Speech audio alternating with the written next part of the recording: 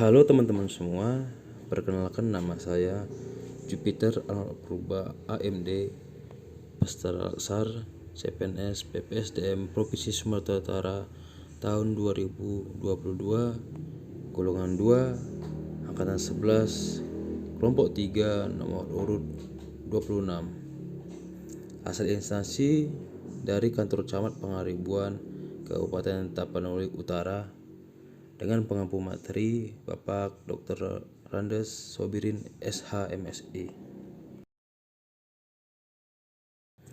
Pada podcast kali ini saya akan membahas mengenai core values ASN berakhlak, khususnya kepada core values yang pertama, yaitu berorientasi pelayanan. Sebelum ke sana, kita perlu tahu dulu apa itu berakhlak.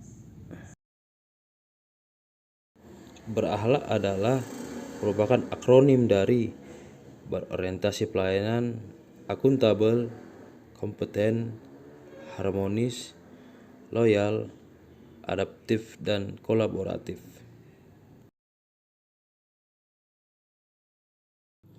Core values ASN ini menjadi titik tonggak penguatan budaya kerja yang tidak hanya dilakukan pada ASN tingkat pusat, namun juga tingkat daerah. Sebagaimana pesan Bapak Presiden Joko Widodo, ASN yang bertugas sebagai pegawai pusat maupun pegawai daerah harus mempunyai core values yang sama.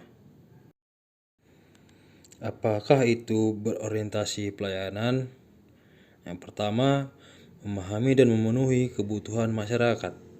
Yang kedua, ramah, sekatan, solutif, dan dapat diandalkan. Yang ketiga, melakukan perbaikan tiada henti.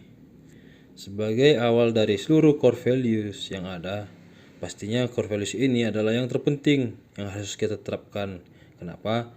Karena kita sebagai ASN adalah seorang pengabdi dan pelayan masyarakat. Maka dari itu, setiap pekerjaan kita harus didasari dan dikuatkan oleh sifat pelayanan prima. Kecenderungan birokrasi paternalisme mengakibatkan tidak tercapainya pelayanan publik yang berorientasi terhadap kepentingan masyarakat. Pelayanan publik yang berkualitas harus berorientasi kepada customer service area, adalah wujud pelayanan yang terbaik kepada masyarakat atau pelayanan prima yang dapat dikembangkan berdasarkan prinsip 3A, yaitu attitude, sikap. Kedua, attention, bagaimana kita sebagai ASN memberi perhatian. Yang ketiga, action, bagaimana kita melakukan pekerjaan. Terdapat 6 elemen untuk menghasilkan pelayanan publik yang berkualitas. Yang pertama adalah kepemimpinan, di mana komitmen pimpinan merupakan kunci untuk membangun pelayanan di dalam penyelenggaraan pelayanan publik yang berkualitas. Kedua, penyediaan layanan sesuai dengan sasaran dan kebutuhan masyarakat. Yang ketiga, penerapan dan penyesuaian standar pelayanan di dalam penyelenggaraan pelayanan publik.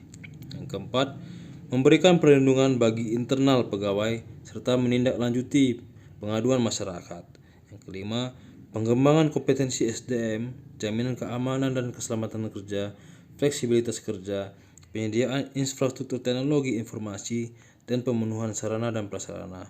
Yang keenam, secara berkala melakukan pemantauan dan evaluasi terhadap kinerja penyelenggara pelayanan publik.